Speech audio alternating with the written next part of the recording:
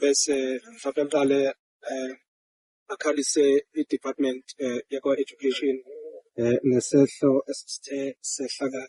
Mhlawumbe-ke Hlomuka Ngqoshe, osuku namhlanje siyabona ukuthi ivakashele iningi la okwehle khona lesi sehlo lesi. Mhlawumbe-ke isimo besinjani, kanti futhi nina njengomnyango mhlawumbe nithe uma nizwa lapha nabona ukuthi mhlawumbe ningalekelela kabi.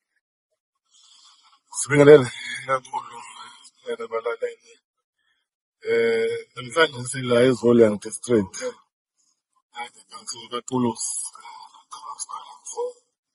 La khona besizodlula samaventi uNtuzu education. Umntwana abantwana bezodlala kakhulu. Umntwana walenkhaya abantwana nekade benekusasa elikhulu.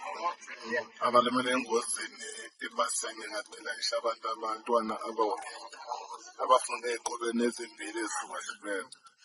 Siyafisa ukuthi sihlose amaventi uDuzo emndenini, sibuyise amaventi uDuzo kothisha amakhelwane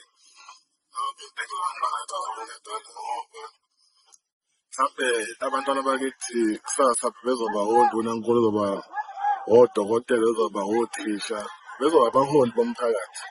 Kusho ukuthi simele kakhulu somnyango uma sikwazi ukuthi sixolise abantwana, sibafundisa ngenhloso yokuthi babe ikusasa lethu, futhi ikusasa limele. Siyafisa sisho ukuthi njengoba sikhona sizoduduza, sisebenza nomndeni, sekukuningi sixoxile nabo.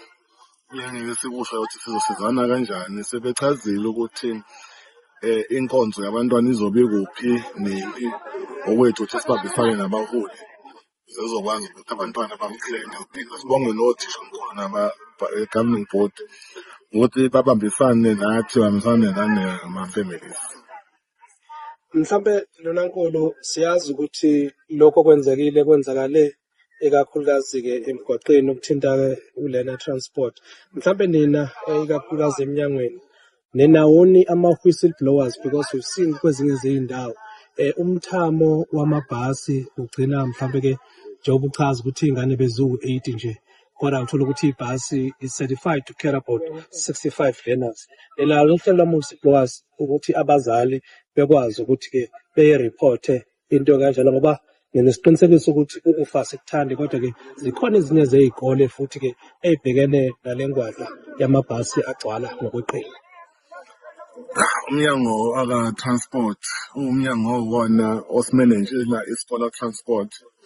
Siyaxhumana kakhulu nozakwethu baba uThombeni, okuyena ongqongqoshe lapha ka-transport, naye okhale kakhulu ngokulimala abantwana. Kodwa sizobambisana nawo umnyango senze i-assessment ukuthi bangaki amabhasi alayisha isibalo esingaphezulu. Kodwa futhi sikhulume nabazali, ngoba esinye isikhathi uthola ukuthi abantwana bayabafaka ngenkani ngenxa yokuthi ingane isuke isiyilethi esikolweni.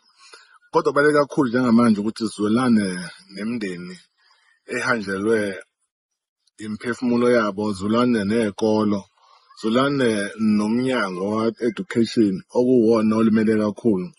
Okunye sizoxoxa ngendaba ngoba kubalulekile nako, kufanele ukuthi izingozi ziqhubeke.